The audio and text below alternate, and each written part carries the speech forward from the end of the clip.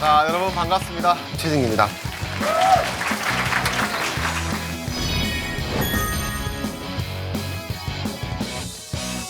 여러분 오늘은요, 여러분이 제일 재밌어 하실 주제입니다. 여러분 바로 영화입니다. 무비예요. 그래서 우리 영화와 관련된 경제 이야기를 함께 나눠보도록 하겠습니다. 자, 우리 함께 우리 여행을 같이 가주실 두 분을 소개시켜 드리겠습니다. 나오시죠.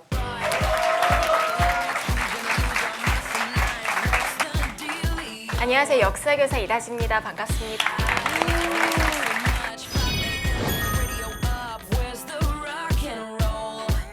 영화와 관련된 일을 하고 싶어 하는 분들도 많을 텐데 오늘 대한민국 최고의 영화 평론가를 모셨습니다. 영화평론가 강희정입니다. 안녕하세요.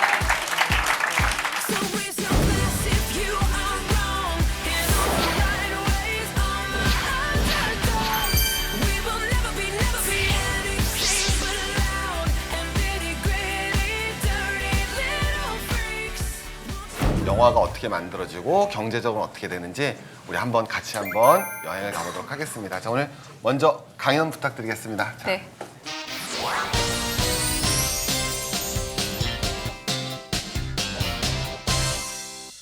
혹시 이 영화 알고 계실까요? 오만과 편견이라는. 자, 오만과 편견인데 이 가운데 있는 여자 주인공입니다. 키이라 나이틀리라는 배우고 엘리자베스라는 둘째 딸을 맡고 있고요. 자, 이런 대사 한번 먼저 보고 시작하겠습니다. 거의 마지막에 나오는데, 자, 드디어 엘리자베스가 바로 미스터 달시와 결혼을 하게 됐어요. 근데 엄마가 좋아하는 내용을 담고 있는 그 부분인데, 용돈에다 보석에다 마차에다가 너는 정말 부잣집에 씩 가니까 너무 좋겠다. 그리고 밑에다가는 첫째 딸하고도 비교를 해놨어요. 뭐라고 했냐면, 야, 니네 언니보다 더 많은 돈을 받는구나. 1만 파운드나 받으니 넌 정말 행복하겠다라고 얘기를 하죠. 완전 속물 막장 드라마 같은 얘기를 하고 있는데, 자, 조금 더 넘어가 볼게요.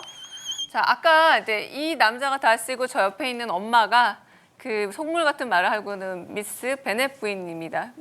자, 뒤에 넘어가서 이제 또 여동생, 아까 먼저 봤던 그 사진 속에 있던 맨 왼쪽에 있던 여자가 바로 여동생인데 언니한테 편지를 보내서 또 뭐라고 하냐면 1년에 300이나 400파운드 정도 받는 자리면 어디라도 괜찮으니까 언니는 부잣집이잖아. 우리 남편 취직 좀 해줘라고 돈 타령을 어마어마하게 해요. 오만과 편견이라는 책을 딱 펴보시면 첫 줄에 뭐가 나오냐면 마을에 돈 있는 남자가 찾아오면은 모든 결혼 안 한 딸을 가지고 있는 엄마들이 저 남자는 내 차지다, 내 사위가 될 거다라고 달려든다라는 구절부터 시작을 해요. 좀 이상하죠? 왜 이렇게 명작에서 돈 타령을 할까 도대체? 지금도 여러분한테 읽어라라고 말하고 있는 그 유명한 영국 소설인데 왜 이렇게 돈 타령을 할까? 좀 더 넘어가서 얘기를 해볼게요. 영화되기도 하고 연극화되기도 한 유명한 희곡인데요. 이게 인형의 집의 첫 구절입니다. 첫 구절부터 뭐 타령하나요? 돈 타령. 돈. 자, 아내한테 내가 얼마큼 돈을 줄 테니까 이 돈에 맞춰서 크리스마스를 준비해라고 하면서 이 낭비벽이 심한 작은 새 같으니 돈 쓰는 기계 같으니 막 욕을 하는데도 아내가 거기에 대해서는 별 말이 없어요. 좀 이상하죠? 자, 인형의 집이라는 건데 마지막은 난 이 집을 나갈 거야 라고 얘기를 하고 있는데 집을 나가는 계기도 남편이 아파서 병간호를 하고 싶은데 돈이 없었어요. 근데 이 당시 여자는 아버지나 남편의 보증 없이는 절대 돈을 못 빌려요. 아무리 좋은 데 쓰려고 해도. 근데 노라가 남편의 동의 없이 남편을 구하고자 돈을 빌렸던 사실이 나중에 발각이 되니까 남편이 버릇없게 내 허락도 없이 돈을 빌리다니 해서 이 여자를 버리려고 하거든요. 좀 이상하죠? 돈을 쓰는 게 아니라 돈을 빌리는데도 불가능했던 시절이 있었던 거예요. 여자라면. 왜 이렇게 돈 타령을 했을까요? 그 당시 사회적 배경 때문인데요. 19세기에 여자가 할 수 있는 일은 단 2개밖에 없었습니다. 하나는 수녀원에 가서 수녀가 되거나 수녀는 월급을 안 받죠. 한마디로 돈에 대해서 벌지 않고 살거나 돈을 벌 수 있는 유일한 직업은 단 하나, 가정교사였어요. 가정교사인데 자, 지금 가정교사 얼마나 벌면 될 것 같아요? 연봉으로 한번 말해볼까요? 가정교사 연봉 얼마 정도면 될 것 같아요? 여러분 생각에. 5천 정도. 5천 정도면 살만하겠다. 굉장히 좋은 직장이겠네요. 5천 정도 연봉이라면. 자, 근데 제가 그 당시 영국의 파운드 개념은 잘 모르겠지만 이렇게 비유하고 있어요. 그 당시 하녀가 받는 연봉이 12파운드에서 20파운드 사이였는데 가정교사가 겨우 30파운드 받았대요. 그러니까 그거 가정교사 하느니 하녀해서 주인한테 잘 보여서 좀 더 가외돈을 받는 게 나을 수도 있었던. 다시 말해서 왜 돈한 거냐? 당시엔 여자가 부잣집에 시집 가는 거 말고는 돈 벌 방법이 없었던 거죠. 그래서 오만과 편견이나 제인 에어나 이런 영화들 보면은 여자들이 결혼에 환장하는 것 같아요. 그럴 수밖에 없어요. 수녀로 살고 싶어요? 평생? 아니면은 하녀와 같은 그 정도의 돈을 받고 평생 남의 아이를 가르치고 살고 싶을까요? 유일한 출구가 그거였다는 거죠. 자, 이게 19세기였어요. 자, 그런데 20세기가 되면서부터 약간 독특한 여성형이 등장합니다. 바로 팜파탈이라는 여성형이 등장하는데, 자, 팜파탈 어떻게 생겼을 것 같아요? 색다르게? 예쁘게? 좀 더 솔직하게 말씀해 보세요. 어떻게 생겼을까? 야하게 생겼을 것 같죠. 그 개념이 요때 생긴 거예요. 가령 영화 타짜에 나오는 정마담 역할의 김혜수 씨, 그리고 타짜 2에 나오는 이한희 씨 같은 캐릭터. 굉장히 파인 옷을 입고 짧은 치마를 입고 높은 하이힐에 붉은색 립스틱을 바른 여자인데, 자, 이 여자는 갑자기 왜 튀어나왔을까? 사실은요, 그 당시 20세기 초 경제적 상황이 만들어낸 게 팜파탈인데요. 왜냐하면 성적인 유혹과 약간 섹시한 몸매를 들이밀면서 남자들의 판단력을 흐리게 하고, 이런 여자들이 주로 했던 게 아주 부잣집 남자의 애인으로 들어가서 그 남자의 재산을 뺏거나 계약서를 조작해서 자기가 돈을 또 뺏거나 형사를 찾아가서 형사를 유혹해서 자기 범죄를 덮어버리거나. 영화 신시티에 나오는 혹시 에바 그린 역할 보셨어요?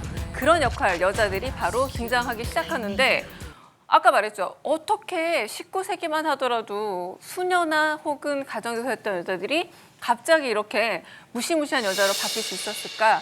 그 배경에는 바로 1차 세계대전이 일어났어요. 여자들의 직업을 안 주고서는 남자들이 다 어디 갔어요? 다 전쟁 갔어요. 전쟁하러. 군대에 갔어요. 세상은 돌아가야 되니까 뭘 하느냐? 여자들이 직업을 가질 수 있는 기회를 줘요. 여자들이 돈을 벌고. 자, 그래서 군대 갔다 온 남자들, 전쟁에서 살아 돌아온 남자들이 직업을 갖기 위해서 누구랑 싸웠냐면 다른 남자들이 아니라 여자들과 싸우기 시작한 거예요. 내 자리를 찾기 위해서 여자랑 경쟁을 했어야 되는 거죠. 자, 이때부터 여자가 바지를 입고 외출해서 일을 할 수 있게 됐어요. 일의 생산성을 높이기 위해서. 자, 그런데 그런 여자들은 남자들한테 무시무시하고 좀 두려운 경쟁자로 느껴져서 팜파탈들이 만들어진 거죠.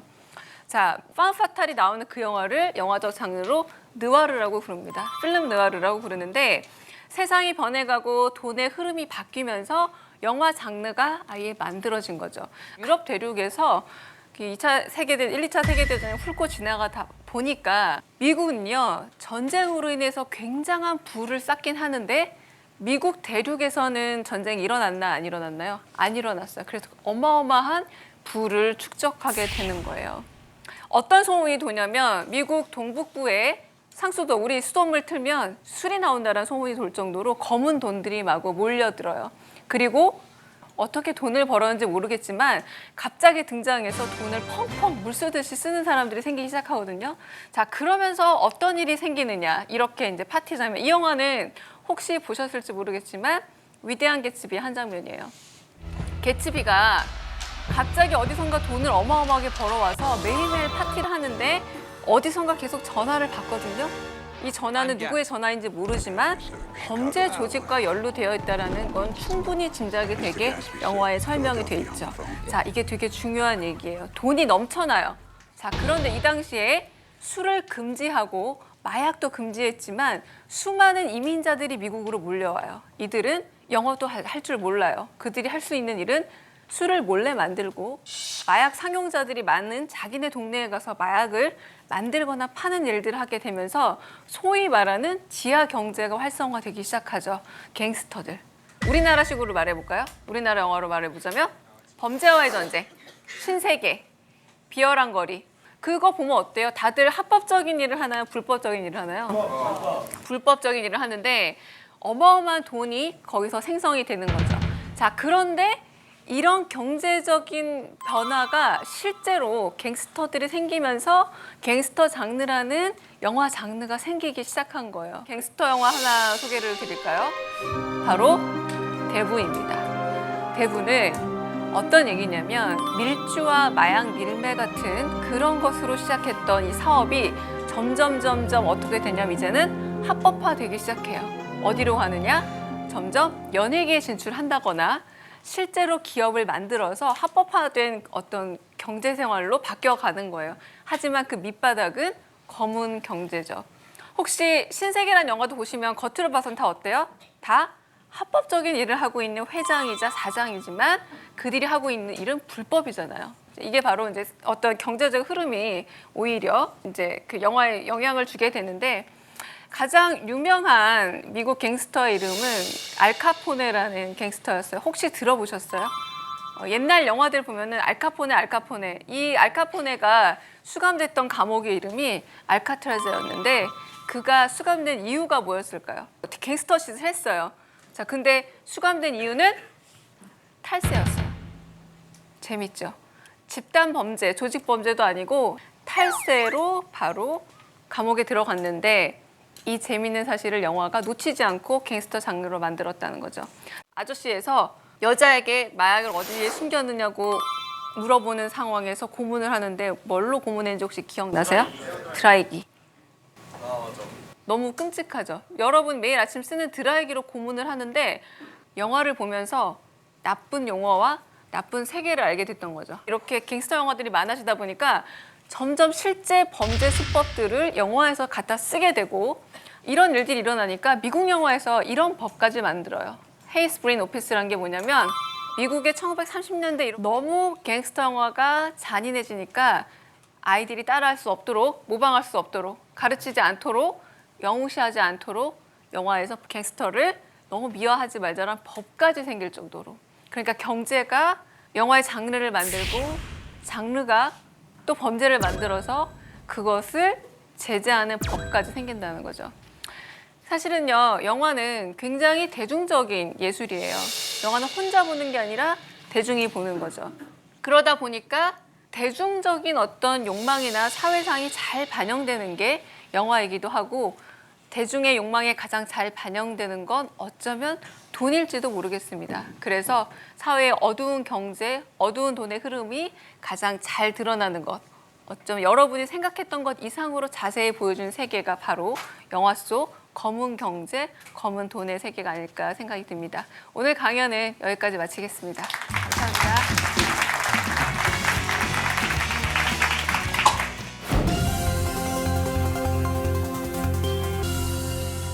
영화 얘기 너무 재밌게 들었고요. 질문을 한번 가볼게요. 방금 전에도 우리 대부부터 시작해서 이제 한국도 뭐 조폭 드라마 그러는데 사실 뭐 조폭이 말이 그렇지 결국은 검은 돈을 둘러싼 맞아요. 얘기잖아요. 근데 왜 이렇게 영화에서는 검은 돈 얘기가 많이 나올까요? 사실 주변에 검은 돈 있으세요?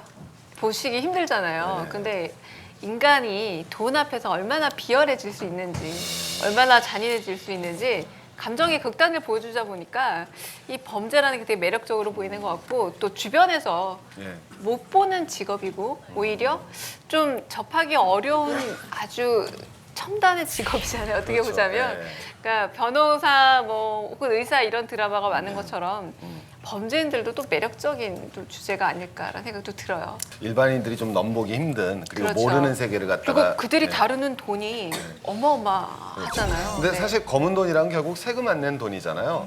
세금 되게 중요한 거고 역사적으로는 그런 돈들이 뭐 어때요, 좀? 역사적으로도 세금을 안 내기 위한 노력들을 훨씬 더 많이 했죠. 이제 여러분들이 커가지고 성인이 돼서 세금을 낼 때가 되면은 괜히 그 돈이 당연히 내야 되는 돈인데도 뭔가 조금 아깝거든요. 그러니까 세금을 안 내기 위한 노력을 하니까 정부에서는 부자들한테 세금을 걷기 위한 노력을 하게 돼요. 그래서 영국에서는 어디에다가 세금을 물리냐면 창문에다가 물리는 거예요.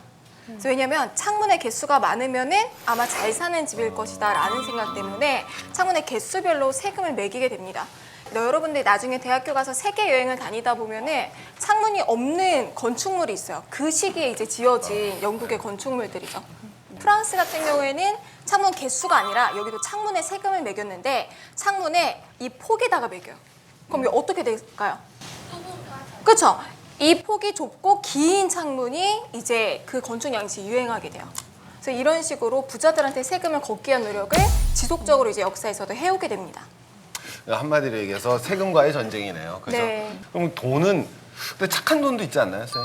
착한 돈, 나쁜 돈만 우리 너무 생각하지 말고. 이게 영화 보면서 아, 저렇게 쓰는 거 참 괜찮다 했던 게 저는 굉장히 단순해서 그런지 히어로물 중에 아이언맨이나 배트맨 같은 거 보면 재벌 2세인데 자기가 번 돈을 나라의 치안 유지를 위해서 이제 쓰게 되잖아요. 아, 저런 걸 보면은 어떻게 벌어들이느냐도 중요한데 어디에 쓰느냐를 되게 잘 보여주는 것 같아요. 뭐 그런 예시로 좀 우리가 뭐 노블레스 오블리주라고도 하기도 하죠. 이 블라인드 사이드라는 영화가 있는데 한 흑인 소년이 되게 재능은 있지만 미식 축구 선수로 못 크는 거예요. 그런데 한 여자, 중산층 여자가 계속 지속적인 기부를 해서 그 소년을 훌륭한 선수로 키워내기도 하고요. 뭐 행복을 찾아서 같은 영화를 보자면 되게 가난한 그 방문 판매원을 하면서도 꿈을 버리지 않죠. 그러니까 이거는 굿머니도 존재한다는 희망인 거예요. 그렇죠. 이 돈으로 우리 가정을 일으킬 수 있고 행복을 되찾을 수 있다. 그러니까 이런 의미의 좋은 돈도 있지 않을까라는. 영화는 이렇게 겉에서 보면 화려한데 그 사실 우리 영화를 꿈꾸는 친구들이 많고 제 친구도 있었거든요. 그래서 그때는 막 그 모스코바를 가서 유학하고 막 돌아오던 시절이 있었어요. 영화를 네, 배우려면. 네. 근데 다 그만뒀어요. 가난해갖고. 근데 좀 성공하기 전까지 왜 이렇게 가난한 거예요? 영화 이거 하는 애들은. 정말 성공한 네. 감독이나 그 제작자를 제작비를 자기 돈으로 사실은 하면 안 됩니다. 왜냐하면 어마어마한 정말 천문학적인 숫자라는 표현을 많이 보셨을 거예요. 영화 제작비에 관련해서. 근데 제가 단편 영화 심사를 하다 보더라도 대학생들이 단편 영화 만드는데 얼마 들 것 같아요, 여러분? 영화 단편 영화 한 10분짜리, 15분짜리 만드는데 그렇게 몇십억까지는 아니고요. 최소로 만들었을 때 진짜 1,000만 원도 받지만 대략 한 4, 5천 정도 많이 들이더라고요. 정말요? 대학생들이 그 돈을 그거를 마련을 마련하기 하는 위해서 휴학을 거듭하면서 돈을 마련하고 그리고 나서 영화를 만들고 이런 과정들이 이루어지는데 하물며 그 정도면 큰 영화의 사이즈는 말할 수 없죠. 그리고 영화 용어만 보더라도 돈이 들어간 용어가 많아요. 아시다시피 제작비라는 용어 있죠. 순 제작비, 총 제작비, 손익분기점이라는 말도 있고 PPL이라는 용어도 이를테면 이런 겁니다. 갑자기 드라마 같은 거 보다 보면 주인공들이 쓸데없이 어떤 브랜드의 커피를 마시거나 이런 거를 PPL이라고 하는데 사실은 영화에서는 합법적인 거예요. 어떤 회사와 거래를 맺어서 영화 속에 직접적으로 노출해서 제작비를 줄이는 관행이 있을 정도니까 영화는 정말 돈과 밀접한 어떤 장르라고 할 수 있어요. 네. 영화 중에서 그러면 제작비가 제일 많이 들어갔던 영화는 어떤 영화예요? 퀴즈 한번 내볼까? 어떤 영화일 것 같아요? 아바타. 아바타. 아이언맨. 네. 사실 1위는 매년 갱신되고 있지만 지금까지 1위는 바로 캐러비안의 해적입니다. 세상의 끝에서인데 어마어마해요. 한국 돈으로 바꾸자면 약 3,300억 정도. 아바타는 초당 얼마 들었게요? 초당 1초당 5,400만 원. 1초. 1초당. 그러니까 어마어마한 돈의 숫자고요. 하지만 아바타가 순 제작비 1위가 아니라 9위 정도 링크되어 있다고 보시면 돼요. 그러니까 영화라는 게 정말 돈으로 만드는 거다라는 게 실감이 날 거고 아까 설국열차 말씀하셨는데 한국 영화 중에 가장 많은 제작비가 들었습니다. 490억이 들었고요. 어마어마하죠. 스타벅스 안에 로고 안에 뭐가 있는지 혹시 기억나세요? 여자. 세이렌이 있잖아요. 세이렌이 있는데 이 세이렌이 왜 나와? 그 스타벅이라는 이름은 어디서 나왔을까요? 사람 이름인데 허먼 멜빌의 백경에서 나왔어요. 왜 그랬냐면 멜빌의 백경에서 그 에이허브 선장은 아주 비이성적으로 무조건 배를 몰아서 고래를 잡으려고 하지만 스타벅은 계속 이성적으로 그러지 말라. 여기선 이렇게 해야 된다라고 이성적인 충고를 하는데 스타벅스를 차린 그 사람들이 이렇게 스타벅처럼 이성적으로 우리 기업을 운영하겠다라는 마인드로 만들었다고 하더라고요. 그러니까 큰 돈도 중요하지만 이 영화 한 편도 하나의 배거든요. 이성적으로 운영을 잘 할 때 그 영화가 성과를 거둔다고 할 수 있고 어마어마한 제작비를 들였지만 망한 영화들 많습니다. 네. 그러니까 결과도 중요하지만은 여러분들도 마찬가지일 것 같아요. 여러분들 중에서도 영화를 꿈꾸는 친구들도 있고 여러분 미래를 꿈꾸는 친구들이 다 있을 텐데 꼭 결과가 아니라 정말 그 빈말로 하는 게 아니라 지나고 나면은 과정 없이 결과가 안 나오니까 우리 영화 예술을 한다는 마음으로 여러분의 인생을 만들어 나가면은 되지 않을까라는 생각을 갖습니다. 자, 우리 오늘 여기까지 토크는 마무리하고요. 우리 학생들 우리 영화 관련돼서 궁금한 거 있으면 질문해 주실래요? 손을 많이 드시네. 저기 남학생. 예. 가장 제작비가 많이 들어갔던 영화를 하나 말씀해 주셨잖아요. 그럼 가장 순 매출이 제일 많이 남았던 영화. 조금 다른 대답을 하자면 그 최초로 이렇게 어마어마한 제작비를 들여서 그래서 빵 터진 영화다라고 의미의 블록버스터 영화를 얘기를 하자면 조스였거든요. 그래서 아마 그게 제작비 대비 아마 가장 많은 돈을 벌어들이지 않았을까 좀 짐작을 해볼 수 있을 것 같아요. 네, 그 말을 만든 영화였어요. 블록버스터라는 영화. 또 질문 있는 학생 질문해 볼까요? 자 우리 저기 남학생. 예. 영화를 보면 검은 돈은 다 스위스 은행 쪽으로 다 되어 있는데 왜 하필 스위스 은행으로 하는 이유가 있나요?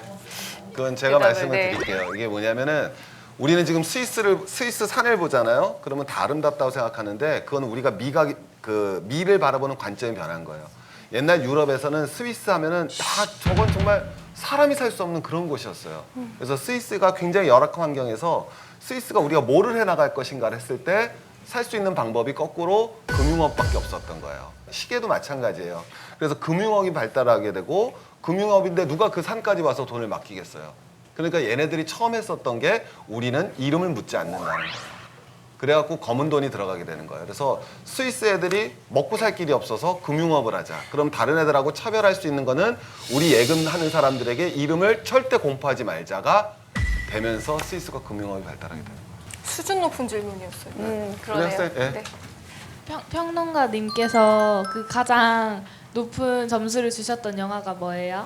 최근에 가장 높은 점수를 준 영화 나를 찾아줘라는 작품을 제가 별 4개 반 줬어요. 5개 중에 90점을 줬는데 나를 찾아줘는 오늘 한 얘기랑도 되게 밀접해요. 두 부부가 사이가 굉장히 좋았는데 사이가 나빠진 이유가 단 하나였어요. 여러분도 뉴스에서 들어본 서프라임 모기지 사태 때문에 두 부부가 빚을 지게 되고 실직을 하게 되면서 아주 앙숙이 되면서 얘기가 벌어지거든요. 좀 훌륭한 영화로 사회상을 보여주면서도 잘 만든 영화로 좀 추천을 할 수 있을 것 같아요. 네. 이 영화에는요, 그리고 영화의 참 또 다른 맛이라면 명대사 같아요. 그래서 저도 뭐 I'm your father라든가 뭐 이런 여러 명대사가 있는데 우리 선생님 어떤 명대사 학생들한테 얘기해 주면서 마무리하고 싶으세요? 저는 최근에 엄청나게 흥행했던 영화인데 여러분들 올해 한국 영화 중에 거의 가장 흥행했던 영화 같아요. 아시나요?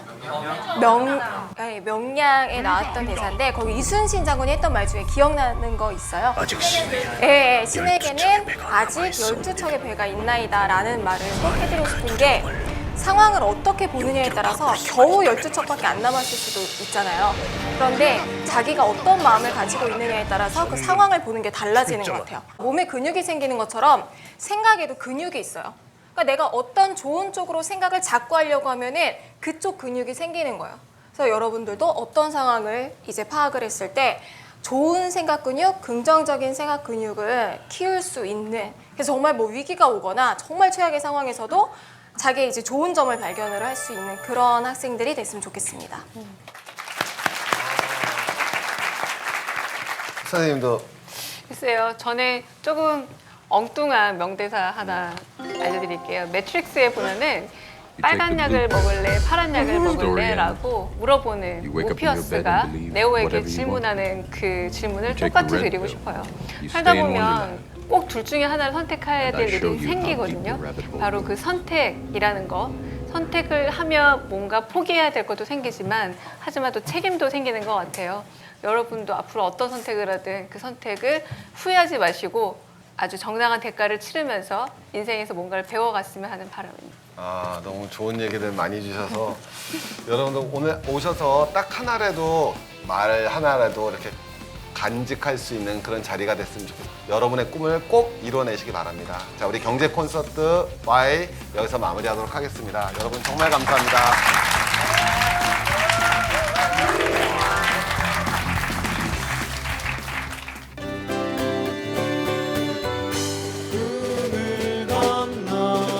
건너가는 기울어진 그